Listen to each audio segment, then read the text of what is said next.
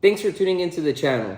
So today we're going to be talking about business cards and how they could be helpful for your Turo car or Turo fleet. So definitely stay tuned. But before we get into it, I wanted to ask for a huge favor. Please smash the like button.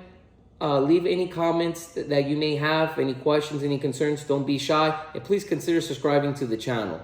Now let's get into it. So if you are doing Turo, you may be thinking, should I do an LLC? Should I not? Things like that. A lot of people that are joining Turo or are on Turo, they don't have an LLC sometimes. They just put their personal car, and there could be some risks associated with that. So I suggest that if you want to test out the waters, I understand.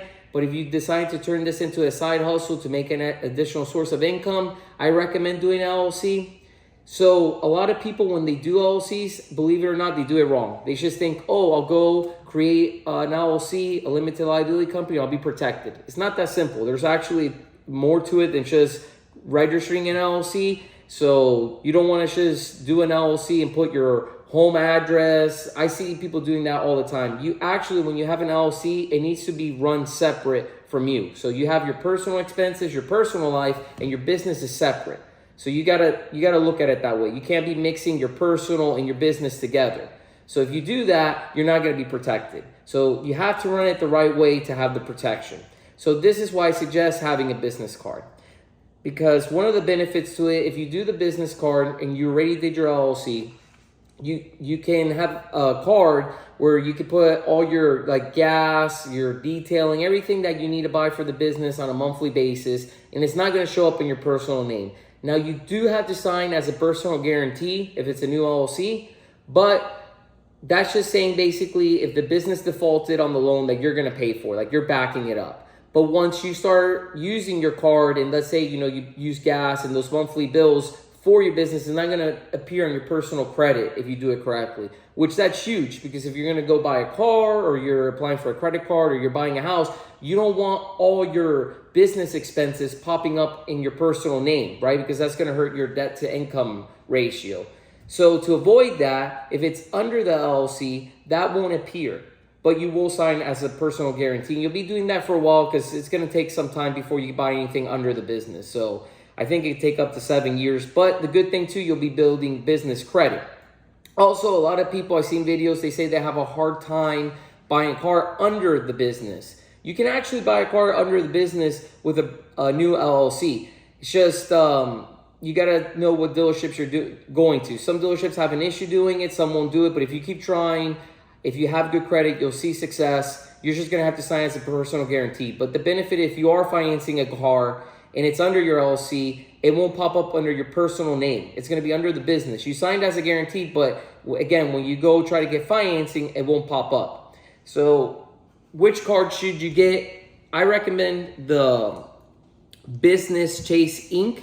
Now, that one I like because it doesn't have any annual fees. There is another one, it's called the Chase Inc. Business Premier. And what I'm gonna do, I'm gonna put in the description a link below if you wanna check it out and get more detail about it. There's benefits to both. Now, if you ask me which one I would pick, I like the one with no annual fees. I don't like any fees on any credit card, personal or business. Now, some people will pay the annual fee because they see the benefit to it. So that's something that I recommend going through to see which one is right for you. I'm just telling you my recommendation, which one I would go with, but everyone's going to be different when it comes to that. Now, you may be wondering, what's the benefits? Well, I already went over a few. The other one, you get cash back. So you're going to have to get gas for your car regardless. You're going to have to detail it. You're going to have to do maintenance. You're going to, all those things comes with the business of renting out a car. The car is going to need maintenance. It's going to need to be maintained. So the benefit, if you use it on your card, you can track all your expenses easier. It's separate from your personal. And you're going to get cash back on expenses you're already going to have to do. Even if it's just 1.5%, it's still better than zero. So that's definitely going to be helpful for you. Now, on the Premier, you do get 2%. So you get a little bit more back. So I just wanted to let everyone know. But in the Premier, you're going to have to pay a $195 annual fee. So you have to see, is it worth it for you? But again, I'm going to put the link so you can go over it in more detail. But I strongly suggest if you're doing, and again, you don't have to. Some people hate credit cards, some people won't do it. This is just my recommendation. I think you'll find it useful if you're doing Turo.